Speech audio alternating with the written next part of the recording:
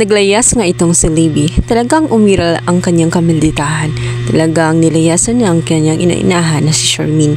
Kaya naman nagpanik si Charmaine at itong si Raymond. Agad nila itong hinanap. Pagkakasay kung anong gawin ni Libby. Galit ito sa buong mundo. Galit siya maging sa kanyang mga parents. Hindi niya maintindihan ng lahat na mali ang kanyang ginawa, na muntik na nga siyang makapatay ng tao.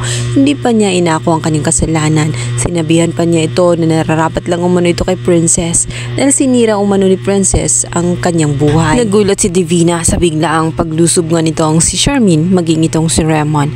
Agad-agad ay pinatago niya itong si Leilani. Takot siya na malaman ni Charmaine ang katotohanan na doon nag-stay itong si Leilani dahil kinupkup niya ito sa isang kondisyon ay hindi niya sasabihin ang katotohanan tungkol kay Princess at tungkol sa anak niyang si Libby. Nagtalo ang dalawa at naiinis ka si Divina bakit sa kanyang bahay ito hinahanap.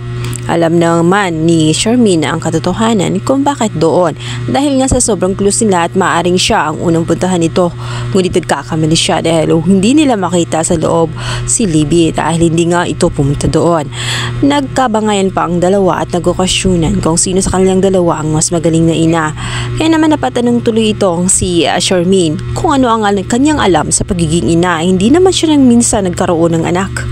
Wala siyang kamalay-malay na ang kanyang anak na si Libby ay pag-aari nga nitong si Divina. Kaya naman pumagitna na nga itong si Raymond. Sinabi ni Raymond na itigil na nila ang kanilang pagbabangayan dahil wala itong maidudulot na maganda. Hindi rin ito makakasolve sa problema. Kaya nasabi na lamang niya dito kay Divina na kung sakaling tumawag sa kanya itong si Libby ay ipagbigay alam sa kanilang dalawa dahil hindi nila alam kung ano ang gagawin nga ni Libby sa kanyang sarili maging sa iba dahil nga sa kanyang emotional na pakiramdam ngayon.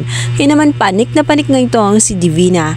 Nang makalis na nga ang mag-asawa ay agad nang usisa siya sa pamilya ng mga Cristobal kung ano ba talaga ang totoong nangyari at bakit naglayas ang kanyang anak na si Libby. Subalit may malalamang iba itong si Divina. Dahil habang kausap niya ang katulong na si Sonia, sa kabilang area naman itong si Leilani ay may kausap.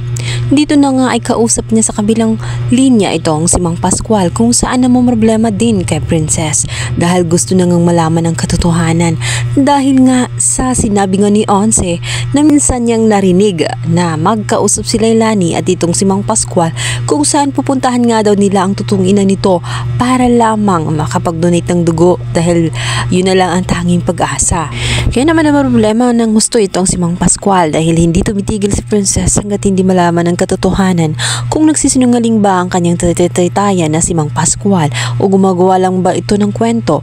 Ngunit ang katotohanan ay gustong-gusto na talaga niyang alamin ang totoo tungkol sa kanyang guys, pakabangan natin kung malalaman na nga ba nitong si Princess ang katotohanan na tinatago-tago ng kanyang tataytayan tungkol sa pagkatao niya.